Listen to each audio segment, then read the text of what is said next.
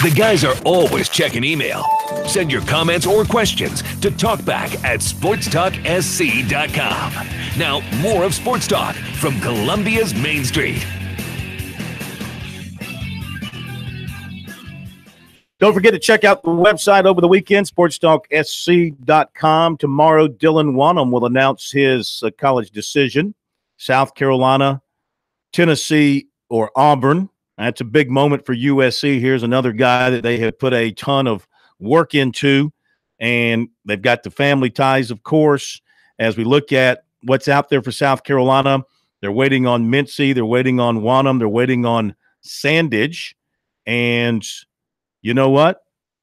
I have a good feeling for South Carolina for all three. I really do.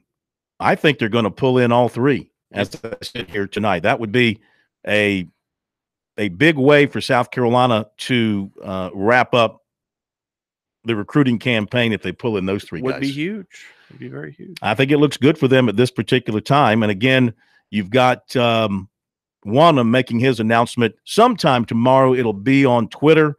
We don't know a time yet, and you can follow our Twitter feed if you'd like, and we'll certainly put that out there as soon as possible once it comes out. And, of course, Clemson, still waiting on Patrick Surtain, the defensive back. He's visiting Miami this weekend. Justin Ross we talked about. Richard Gurridge, offensive lineman, visiting Auburn this weekend. Mario Goodrich out in Missouri, who had an in-home visit with Georgia.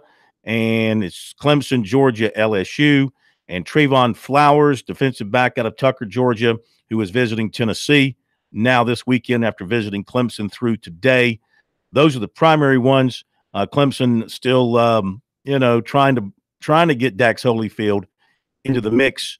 We'll have to wait and see what happens there. I'm not feeling that one for Clemson right now. I just think there's just too much water under the bridge, so to speak, for that one. Elsewhere. Other movement elsewhere. Yeah, I mean, he's just unless he just has this strong desire to play for Clemson, because how do you look at it? You wanted to go to Clemson at an early stage in recruiting. You went there for camp. They were the first team to offer you. Then they dropped you, and they went in other directions, okay? They stopped recruiting him for months, went in other directions. And, he narrowed his list down to other schools, and he visited Stanford and Virginia Tech and North Carolina. Those were his schools. But now Clemson, with some space and needing, they think, a linebacker, has come back here at the 11th hour trying to woo him in. I don't know if that's going to work, if that's going to happen for them, because he was put off in his comments over the recruiting period. He was somewhat put off by the fact that Clemson dropped him early on in recruiting. So those are the guys we're looking at from a Clemson standpoint. Right now, I don't know. Those players are so out of reach. You can't hardly get them on the phone except for Flowers. I like their chances with Flowers. I think that looks very good. I like their chance with Ross. Pulling him out of Alabama would be a tremendous feat. Auburn got the last visit in there today.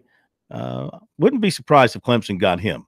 The others, and did I mention Goodrich? Yes. I think Goodrich, I think they may end up with Flowers, Goodrich, and Ross.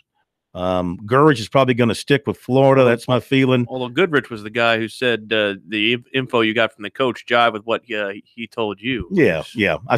We exchanged DMs. He was just saying that he still had an in-home visit to go with Georgia. Gotcha. Yeah, but his coach is right there with him. But he's still positive toward Clemson, at least in your mind. Well, the coach, when I last talked to him last night, was saying that he still believed his mind was made up. The feeling has been Clemson was in strong shape with him coming out of his visit. So that's where things stand as we head into signing week, with signing day coming up on Wednesday. Let's hear from the Gamecocks, the basketball players. We got a chance to talk earlier today to both David Beatty and Mike Kotsar. We've mentioned Beatty basically throughout the complex of this show, stepping up with his offense, but still needing help on the defensive side. And, of course, Kotsar comes in with the experience, having seen the Aggies last year. Here's what both of them had to say about their weekend test in College Station. It felt really good to just get a group and be on the court, helping my teammates out, and it just felt good knowing that coach had faith in me to know that I'll produce for the team, and that my teammates felt good knowing that I'll produce for them. What's been the issues during conference play? It seems you struggled a little bit. It hasn't been conference play so much. It's been that I've been struggling with managing my time. Like before the season, I've been working out a lot, but as soon as the season came here, I stopped working out as much. So I've been kind of getting back into my groove of working out, and that's been a lot, seeing the ball going a lot, so that's been helping me. When did that switch flip for you and you decided to start working out more and going into shoot balls? When my minutes dropped, I kind of realized that I need to do something different. I'm not doing the same thing that I've been doing when I was successful, so I need to figure out what to do to be successful again. There was one point in time where Frank said you had a particularly bad practice. How far do you think you've come since then? I came a long way just knowing that I gotta bring 110% to practice every single day, and I can't take any days off, because in college you gotta bring it every day or you're not gonna get better. Mike, A&M's front line is pretty much stocked with a lot of future NBA talent. How much of a challenge is that for you and Chris? I mean, of course it's a challenge. They're great. Remember it from last year. It was really a challenge last year, and I'm sure they're going to bring it this year as well. So it's going to be a good challenge. Mike, how's the last couple of practices been? Do you guys feel like you've put these past couple of games behind you and are ready to take steps forward? Yeah, I think just like with the wins, next day we got to be ready to practice and ready for the new opponent. So we're taking it one game at a time. How do you fix the inconsistencies in the final 5 minutes of games? That's up to Coach Frank to decide. I mean, we got to take more leadership. Me, Chris, Sonny, and actually whoever is willing to take leadership has to take it.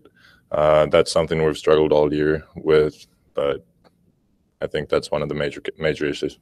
David, with Justin, obviously being hurt, what does that do maybe for you in terms of defensively? Obviously, he's pretty versatile, could guard multiple positions.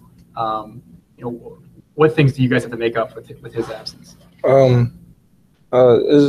As a team, we just got locked down and just cracked down defensively more. But with him missing, that's just a big defensive part. He rebounds, he scores, he does a lot for us. So it's not so much me trying to fill in that role. Everybody on the team just had to step up and for his absence. 13-7 Eagles, by the way. Oh, is that right? What he says. Mike. Well, I can't see him holding the 7 points. Mike Kotsar declined to vote. He says when it comes to football, he sticks to the international style of football. Big FC Barcelona fan. Not surprised about that. No. One more thought here on recruiting, looking ahead to signing day. Don't forget that South Carolina's got 2 players still committed at this point, as far as we know. 2 players committed to them who did not sign. Mm-hmm. In December. One is Bryce Thompson, yes. Expecting him to sign. The other is Ronnie Jameson, wide receiver, junior college wide receiver out at Highlands Junior College in Kansas, and don't know what he's going to do. Have reached out to him back in early January. He told me his plan was to sign with South Carolina. There's been some stuff out there that they may not sign him. Don't know if it's for academic reasons or what. But I can't sit here and say right now that he's definitely going to sign with South Carolina on Wednesday. Don't have any confirmation on that at this point, one way or the other. So if the Gamecocks sign, what would that be? 4? I mentioned 3 others, and one would be 4. So that would put them at 23. That would put them at. They signed 19 in the early, right? They signed 19 in the early. They signed those 4. That put them at 23. Yeah. Now, I'm not sure. You're surprised I knew that off the top of my head. That's did you? Good. Yeah. And I'd have to look and see where they are with their 85 with the players who've been. They haven't lost any players who were. And you're also gaining the one kid, the junior college kicker as well, from Kent State. Is he coming? He's probably coming on walk-on. Probably a walk-on. He's probably not getting a scholarship. Of course, if they have room, they might give him a scholarship. So anyway, we'll see how it unfolds over the weekend and next week. I'll be in Winston-Salem with the Tigers. Follow along on our website and on Twitter on Saturday. Thank you, everybody. Have a great weekend.